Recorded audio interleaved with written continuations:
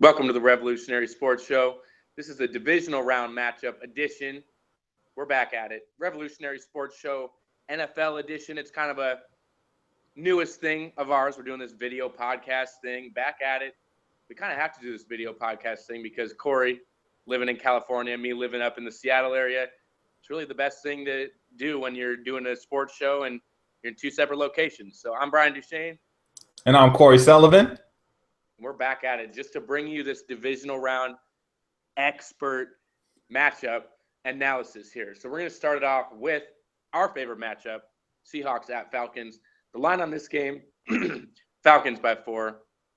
I don't know if I agree with that, but last time they played, Hawks were missing a lot of guys due to injury. Michael Bennett, I think, was injured in this game. Thomas Rawls injured as well. Thomas Rawls is back now after tearing up the Lions, which last week, I don't know how the Lions' rush defense was even on the field. Rawls probably could have run for 200 yards with no defense on the field, and he comes up with something like 167 with the Lions' defense on the field. So Rawls looking a lot better, and I think, like you said last week, it's more of like a confidence booster for the Seahawks. He said it was maybe a blessing in disguise that they played the wild card round because they didn't really deserve that bye based on that loss to the Cardinals at home.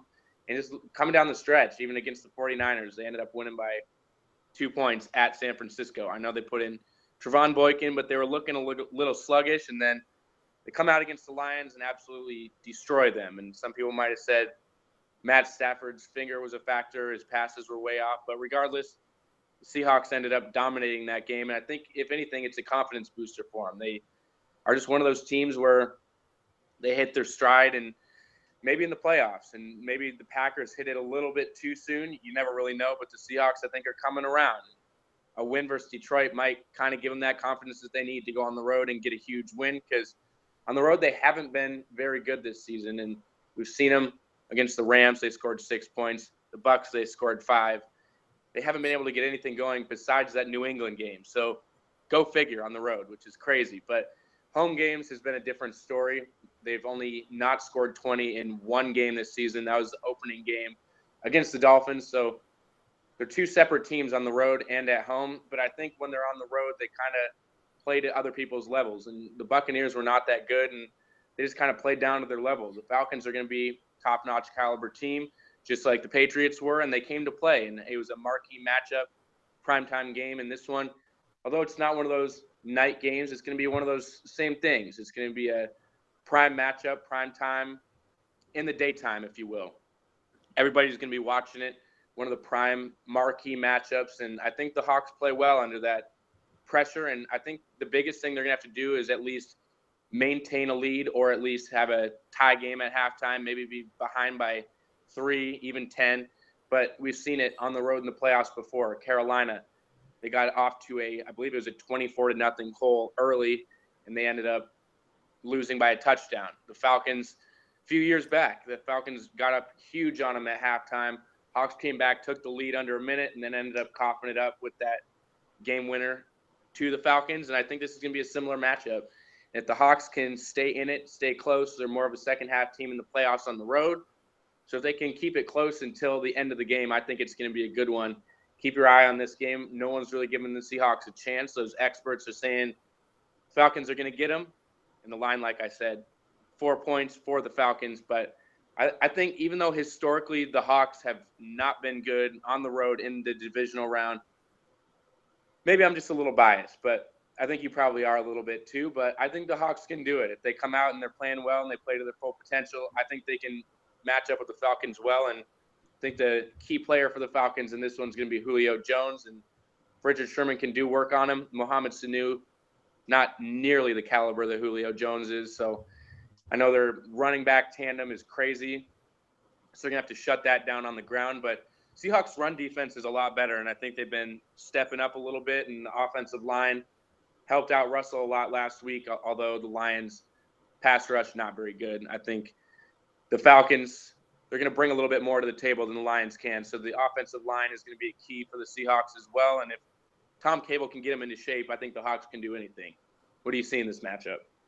Yeah, I mean, obviously, I'm going to agree with you. The Seahawks have been our team and will continue to be our team. But I feel like the Seahawks have a huge chip on their shoulder. You know, you mentioned it a little bit. that this is the game that Michael Bennett got hurt, and he got hurt on a dirty play by Jake Matthews. Now, I don't know if he's a dirty player or not. I don't really watch the Falcons each and every week. I'm too busy watching the Seahawks. But it was a dirty hit, and it left Bennett out. At least, he tried to come back and play that next game. Did very well against the Cardinals in that boring 6-6 overtime tie. That is the reason that we're even talking about the Seahawks not having a first-round bye. But that's neither here nor there. This is where we are right now. But also, we're missing Cam Chancellor, our enforcer. Right now, the shoes on the other foot, and now we're missing Earl Thomas. But the Seahawks, no excuses. This is the Cardinals. The Falcons have an injury in their secondary as well. Marcus Trufant, his little brother Desmond, is now out for the season with a torn pec, and he really did a great job of covering Doug Baldwin in that first matchup.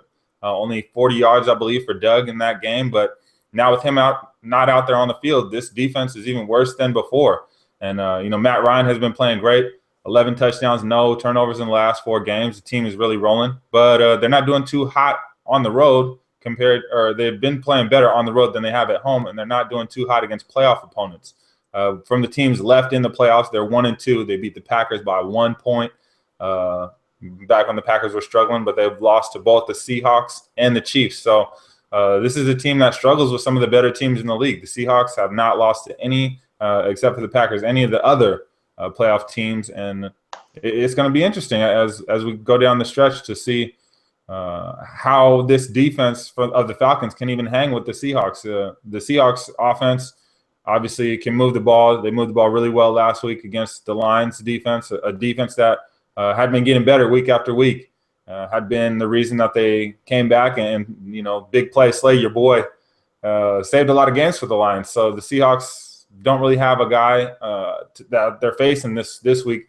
Neal, maybe the safety for the Falcons, is a very good player, but without Desmond Trufant out there, it's going to be a lot easier day for Doug and those guys to get open. And on the other side, Tevin Coleman and Devonta Freeman had a real tough time finding holes in the Seahawks defense because they're generally not there. Bobby Wagner and KJ Wright playing great football right now. And Cliff Averill and Michael Bennett are continuing to get healthy. Averill pretty much been healthy all season and had 2 sacks last game. Mike Bennett got a sack has had a sack in 3 straight games. So, gradually he's getting healthier and healthier after missing those 5 games, 5.5 games really in the middle of the year after that hit. So I know he's ready. We saw what they did with Johnny Hecker back when he laid a little cheap hit last year. So I'm sure they're coming with something extra for Jake Matthews and that whole offensive line for the Falcons. And, you think about it a couple years ago, 5 years ago, about is Russell Wilson. This was the place where he lost his first playoff game. So, anything to give extra bulletin board material for Russ is all we need. And, now he's without the brace, had a great week last week, and it's back to playoff Russ. So not one time will I ever, go against Russ, especially in a big game, especially with a little extra on the line. So, he's got something to prove. Bennett has something to prove. And those are my the keys to the game for the Seahawks is, Russ, because our offense goes as he goes. Obviously, I think Thomas Rawls will be a huge factor in getting that run game going. But regardless, I think it'll come down to Russ, and he rarely disappoints us. So Mike Bennett on that defensive front, if he can get to Matt Ryan and cause some turnovers, we got Sherman and Cam and all those guys shed back there. They can stay with anybody, especially with Julio Jones just coming off, only missed 2 weeks from turf toe. Turf toe is a serious injury. I remember, formerly being a Laker fan, watching Shaquille O'Neal, and he'd miss games because of his toe. And I was like, are you serious? The toe injury is really not that bad. I mean, you're the biggest guy, strongest guy out there. Get out there. It's just a toe. But you need your toe, especially in football. A lot of planting, a lot of pivoting. And so Julio not at full strength. Sherman, I'm sure he's not at full strength either, but I just feel a little bit more healthy than Julio in that matchup, because I'm sure it'll be Sherman and Julio all day long, a matchup that, real football fans will get excited about. And if Sherman has any sort of advantage on Julio, it's going to be a tough day for Matt Ryan. So, of course, I'm going to Matt Ryan's got to be the key for them on offense. And then for defense, it's got to be Vic Beasley. Vic Beasley was dealing with the shoulder injury. I'm not sure it was too tough for him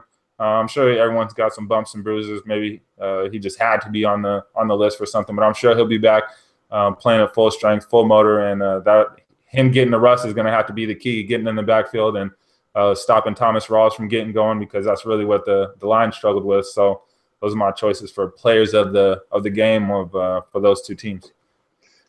Yeah, and I've heard the Falcons DJ is going to only play Future during the warm-ups, try to get in Russell's head. But, if nothing else, it's probably just going to make him mad, and he's going to go out there with a head of rage and just go after the Falcons. So, go ahead. Do what you got to do, Falcons. Well, I'm sure that the Seahawks themselves play Future. I don't think that it bothers Russ. Russ is – I mean, yeah, maybe it does, but I doubt it. He's just so focused on football and winning games. I don't think that – I mean, it's just music at the end of the day, and I don't think – maybe he hates, Future or whatever. Maybe his real name is Future. I'm not sure. But, you think about it, Russ is doing probably a lot better than Future is. And not that Future is doing bad, but, it probably doesn't really bother him. It's, at the end of the day, it's just music.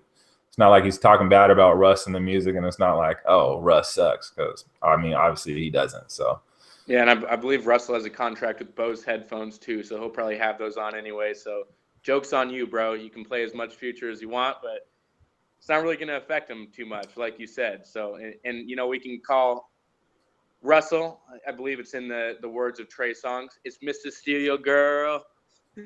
So anyway. Oh. But that wraps up the Seahawks matchup. Moving on to the Texans at the Patriots. I don't know how much we really have to analyze about this. When you talk about Super Bowl quarterbacks and legends, does Brock Osweiler ever come to mind?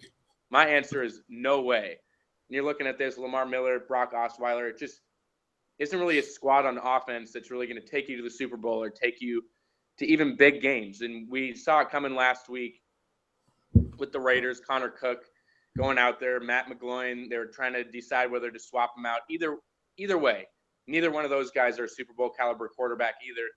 Derek Carr was the key to their season. After he went out, you could see it coming. Texans had a home game. They got that lucky win against the Raiders because the Raiders were really hurting down the stretch. But now you're talking about at the Patriots without J.J. Watt, without, an offense, if you will. So you got these guys that are just kind of washed up, but they're out there trying to do their best. And I think J.J. Watt was a big leader on their defense. And you talk about it every week. They have a pretty good defense and usually top 5, top 10 in the NFL every year. But this year, when you got a quarterback like Brock Osweiler that's going to go out and throw 4 or 5 picks a game, your defense isn't going to be able to keep you in it if they're going to be on the field the whole game. They're going to get worn down. They're going to get picked on.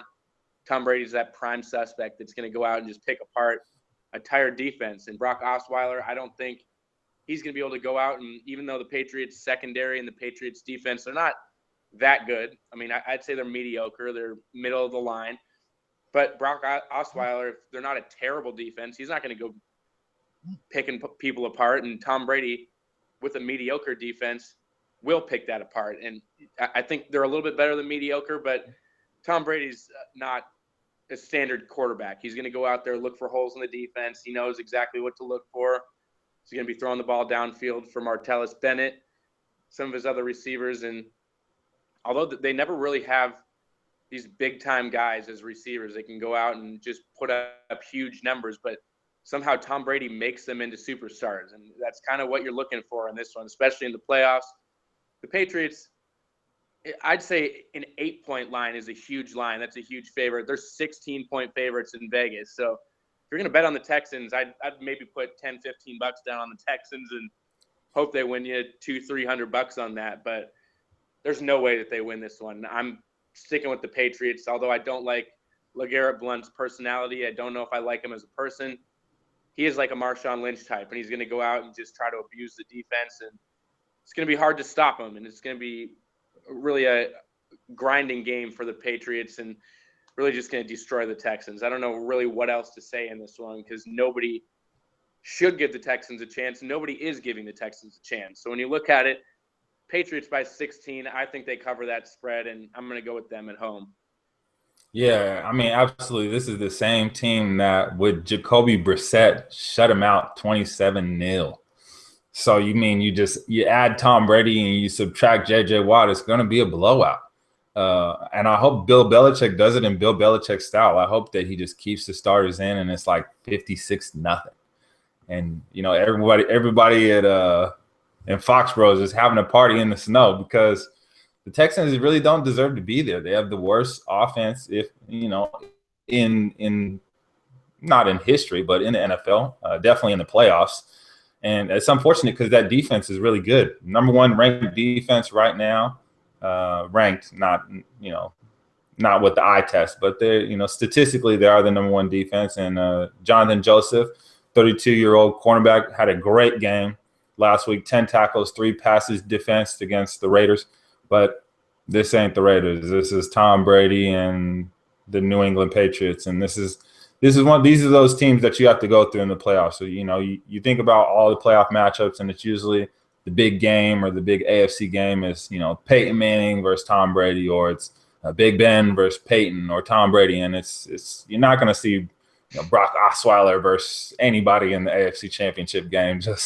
It's just not realistic because he's awful. He really is a bad quarterback. He's one of the only quarterbacks I know that can make DeAndre Hopkins irrelevant.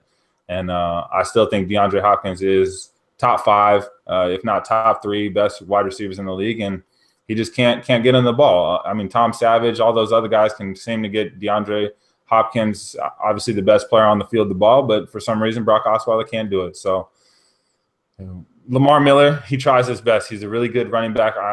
I envision him being, one of the top in the league, top 10 if his quarterback was better. But, the Patriots will stack the box and try to make Brock Osweiler beat him. And he wasn't able to do it the first time when they had Jacoby Brissett and really nothing else on offense. And now they got Tom Brady. So I'm sure they'll pick him apart. And this is one of those games, playoff games are generally close games, but I feel like Tom Brady, he can make a couple mistakes. I feel like he could throw 3 picks and still, win by 10, 15 points because their offense really is that bad. And I'm not saying that to, put down the Texans.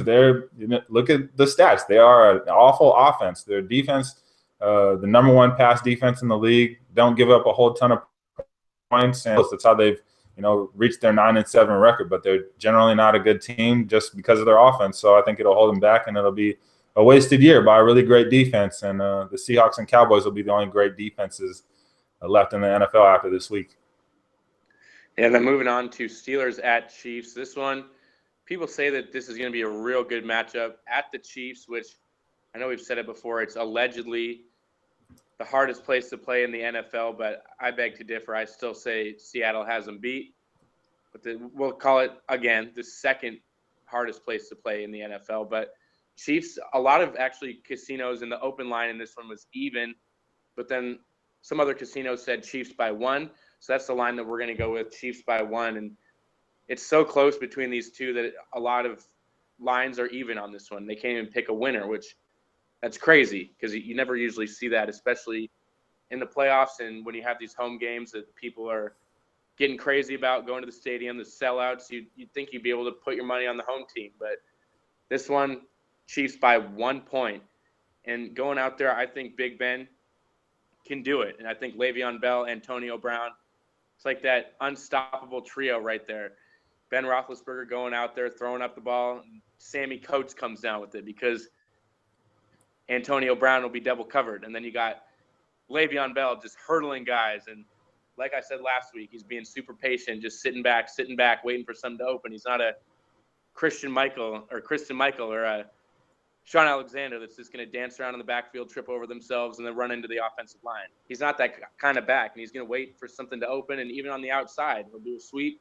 He'll wait, he'll get a block, and then he'll hit the hole. He's a big dude with a lot of quickness, and it's a dangerous combo. And I know the Chiefs have a pretty good defense, and at home it's going to be interesting to watch at least because I don't think the Chiefs are going to do it. I think the Steelers have them beat, and the Steelers had to play in the wild card round, and they were able to take care of business quite easily last week. And I think with Antonio Brown out there and Le'Veon Bell, Big Ben, can anybody really stop these guys is my question. With that high-powered offense and Ben Roethlisberger's arm strength, he can just spread the field. He can hand it off. He can do a read option that he ends up pulling it back and chucking it deep. And the defense can't really tell what's coming. It's either going to be Le'Veon Bell to the outside, Le'Veon Bell up the middle. Are they going to pull it back, throw it deep to Antonio Brown? Antonio Brown looked like he was playing in a JV high school game as an adult last week. And that's kind of what I expect out of this one. The Chiefs defense will do a better job than the Dolphins did, but I think I'm going to go with the Steelers in this one, even though the Chiefs are a slim pick in this one and they do have a super tough place to play. I think the Steelers are going to go out and take care of business, and I think they've been there before, and I don't think the Chiefs have been there in a while. So the Steelers know how to play. Mike Tomlin going to have these guys ready, and I'm going to go with the Steelers. Yeah, I'm going to go with the Steelers as well. Derek Johnson, a Chiefs legend, out for the season, I believe. And you just can't have any injuries on your defense going up against this Steelers offense. I mean, I know Big Ben was in a walking boot for some reason. Maybe got hurt at the end of that game. Didn't really watch the whole thing. But how do you lose with Le'Veon Bell as the running back, arguably the best running back in the league, and Antonio Brown, the best wide receiver left in the playoffs? You have the best receiver and the best running back. You never know what's going to come at you. And, one of the best coaches in the game, Mike Tomlin, and also Andy Reid. Andy Reid has, been around forever and a day, is also a great coach, but just doesn't have the offense. Alex Smith isn't going to, thread you downfield. He's going to, play dink and dunk all game long. And Spencer Ware isn't really an elite running back. He's good. He's not going to hurt you, but he didn't rush for 1,000. He wasn't, scoring tremendous amount of touchdowns. Finished the season with 3. And they really relied on their special teams. Tyreek Hill has been amazing this year. Great rookie season. Their special teams has given them field position. Their kicker, Cairo Santos, has done a great job of actually getting the ball in between the goalposts. And their punter's done also a decent job. So they've relied on every facet of the game to reach their 12-4 record, which is surprising to me because they don't have 12-4 talent.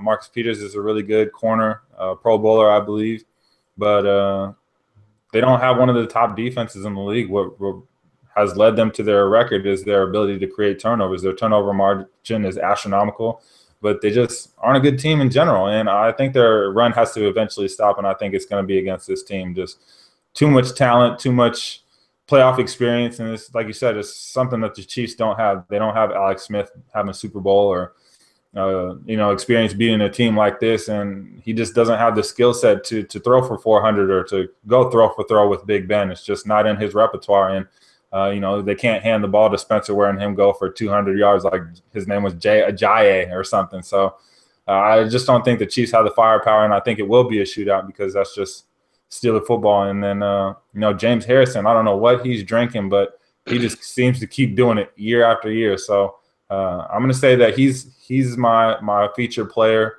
for the Steelers on defense, and I'm not going to choose one for the offense. It's just too difficult. Everyone's a star player on that Steelers offense. How do you stop them? And then for the Chiefs, I'm going to have to say it's got to be Tyreek Hill. I mean, he's what's got them going the last few weeks of the season. Fantasy superstar. If you picked him up, congratulations, you probably won your league, but having him in the return game and just having that field position, the Chiefs play a lot of field position game because they don't have, a prolific quarterback or run game. So I think, Marcus Peters is going to have to shut down on Antonio Brown because it's going to be 10 other guys trying to stop Le'Veon Bell. And then we got the Packers at the Cowboys. They're taking the Packers out of the cold and going into a 72-degree controlled climate of Jerry World, AT&T Stadium. And I believe it's actually Arlington, not Dallas, but they call them the Dallas Cowboys. But looking at the Packers last week against the Giants, that was craziness. I just think the Giants just flat out weren't ready to play last week. And you could see it. Odell drops a key third down, ends up punting the ball away that would have been a first down, kept the drive going. Later in the end zone, Sterling Shepard drops one. I believe it hit him in the face.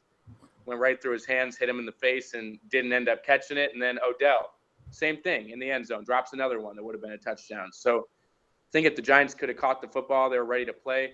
Maybe they shouldn't have gone to Miami as a receiving corps and enjoyed partying before the playoffs. I mean, it's what a lot of people are saying. I guess it's their choice to do whatever they want and party before the Super Bowl and before the playoffs. But maybe they got a little bit carried away because you could see that their head just wasn't in it. They weren't ready to play, and Packers took advantage of it. And I don't think the Giants really exposed the Packers for who they were, and I think that's going to be the Cowboys' prime goal is just to expose that defense. And you're looking at guys like Ezekiel Elliott, looking at guys like Dez Bryant, and, you even got Cole Beasley out there, who I'm not really a huge fan of, but he is quick, and he can get open, and he can burn these Packers corners. And I think the Packers corners are really their weakness, and you see it every week.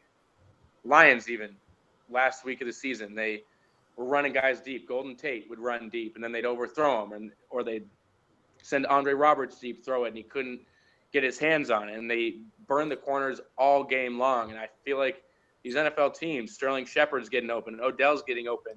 They couldn't connect on the passes, whether it was the pinpoint accuracy wasn't there or the speed wasn't there for the receivers. And I don't know what it is, because the receivers could get down the field and they just get turned around and they just kind of lose track of it, or the pass would just sail way over their heads or hit them in the hands or in the face.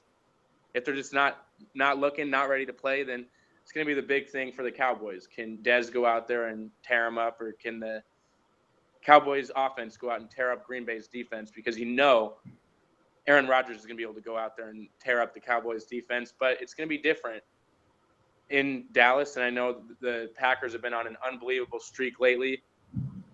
Everybody's probably picking the Packers, even though the Cowboys in Vegas,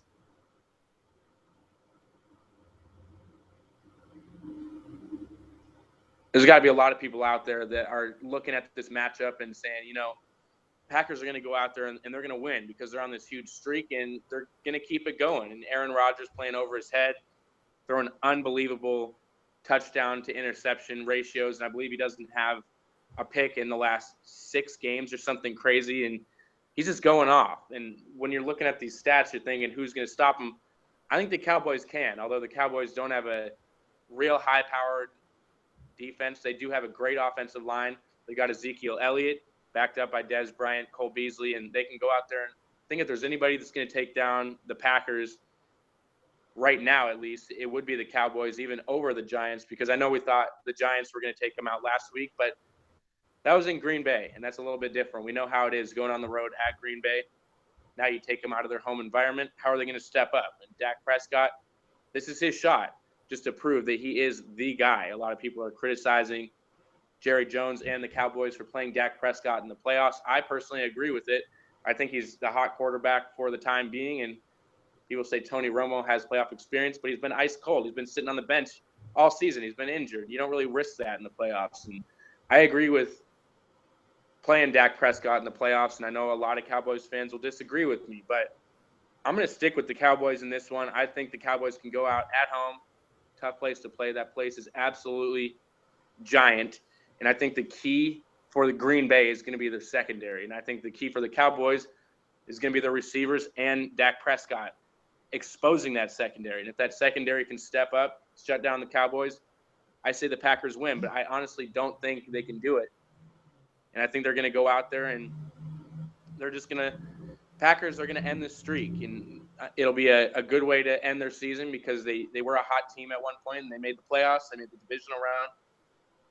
But I just don't see it. I don't see them going into Dallas and stealing a win. But if they do and the Seahawks do, we get a home playoff game. So be it if it ends up happening. But I'm going with the Cowboys in this one, especially because Jordy Nelson's gone. I think he's been the key for their season. So Jordy Nelson goes down. Ty Montgomery, I believe you mentioned, was a little bit injured. But we'll see what happens. He went out, I believe it was probably just a cramp or something like that. But he was out for a few plays. It twisted his leg a little bit wrong, and I think it was probably just cramping up, and then he got hit in a weird spot or something like that. But Jordy Nelson, done for the season. I don't think they're going to have anybody else that's really going to go out there and just burn the secondary at all. Yeah, I'll agree with you. The Packers are in a world of hurt without Aaron Rodgers. Boy, that's his go-to guy, Jordy. And he still has – Randall Cobb. He still has Devontae Adams. And to be honest, I'm not going to act like I watch a whole lot of Packers games, but I just don't know how Devontae Adams continues to do it. He puts up great stats here and there, but I feel like there's just so many games that he's just invisible. But, he produced this last week, and, Randall Cobb is obviously one of the elite talents in the NFL. but the Cowboys just have too much firepower. I know it's Dak and Zeke's first game early on in the season. I said that when the Cowboys got to the playoffs, it would be a much tougher road because they haven't been here. You saw the first game of the season; they really struggled against the Giants. They both struggled, Dak and Zeke, and then again when it was another primetime game, they faced the Giants again, and then they lost at home. So they do struggle in these primetime games, but I think without Jordy Nelson, Aaron Rodgers is going to have a tough time. The Cowboys' pass defense isn't the greatest in the world. Their run defense is pretty good, so I don't expect Ty Montgomery. Although I don't believe that he's that injured. Like you said, I think it was just precautionary, maybe to keep him out and to let Christine Michael get some run. But definitely Christine Michael is not getting going against the Cowboys this game, and then not even just him. Ty Montgomery's not going to do a whole lot on the ground. If they're going to beat him, it's going to have to be through the receiving game, and I think Zeke will be able to get going against this defense, and Dak, I don't think will have a problem. It's my X factor, if you will, is going to be Dez Bryant. Dez Bryant is, I always say Antonio Brown and Odell Beckham are the best receivers in the league, but Dez has that talent to be that number one guy, and no question about it. And for all the Cowboys fans, it was a catch last year, yes. But this year, Dez, it's got to be him. I feel like him and Dak are getting to gel more and more each and every week, and this is a big week. Dez has kind of been the forgotten guy out there in Dallas as Dak and Zeke are the new shiny toys out there and are playing very well, playing great football right now. But to beat the Packers, they're going to have to pass the ball because Aaron Rodgers, like you mentioned, is coming in scorching hot. 23 touchdowns, no picks in the last 7 or 8 games, and it's he's coming. He's looking like an MVP, and to hang with quarterbacks like this, you gotta be moving the ball, and it's got to be a shootout. I think it's going to be a great game. I'm glad that it's the last game of this round, the last game of Sunday night, and I think we'll both be watching. I mean, everyone will be watching. The world will be watching. So I'm going with the Cowboys. Their defense is a lot better than people give them credit for. Number one rush defense, although I think that's more because they force teams to pass the ball with their time of possession. Number one time of possession in the NFL with Ezekiel Elliott, the number one rusher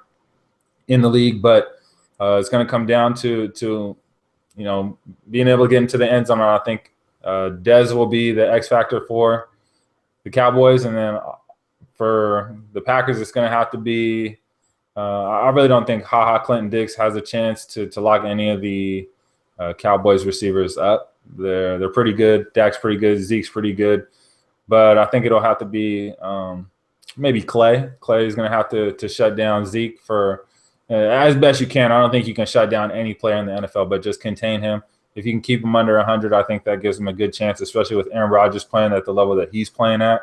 And offensively for the Packers, I would hate to choose it because it's such an easy one, but it's got to be Aaron Rodgers with his main guy out, which is a big blow. Jordy Nelson probably missing the rest of the season. I know that they're not releasing that yet and saying that he's dealing with some things with his ribs, but just watching the hit, just rewatch the hit, and he's not coming back. He's done. And just look at his facial expressions and everything. His face is in his hands. He knew it.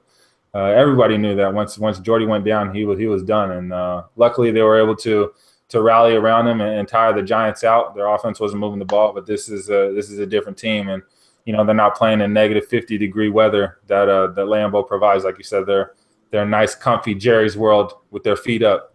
Feels like the sun is shining out there. So it's going to be tough if they don't have the weather or the home crowd on their side. And I think the Cowboys have just too much talent, especially with that offensive line, just way too much talent for Aaron Rodgers to do it all by himself. Although I do think it'll be a close game, but a shootout nonetheless. Yeah, so once again, we're agreeing on every single matchup. We went 3-1 last week. Hopefully we can go at least 3-1 this week. And I think, like you said in a text message, maybe we should just pick the playoffs every year instead of every week-by-week matchup, because you have a higher percentage in the playoffs. There's only 4 games every week, and then you get down to it, and then there's one game eventually. And it's pretty easy to pick, but, I mean, I guess we shouldn't get ahead of ourselves because sure enough, we'll be talking trash, and then the Texans will end up beating the Patriots or something. So, I personally don't think that's going to be the case, but I think that just about wraps it up for the Revolutionary Sports Show. Looking forward to the games over the weekend. Once again, I'm Brian Duchaine. And I'm Corey Sullivan. And we'll catch you next week. Peace.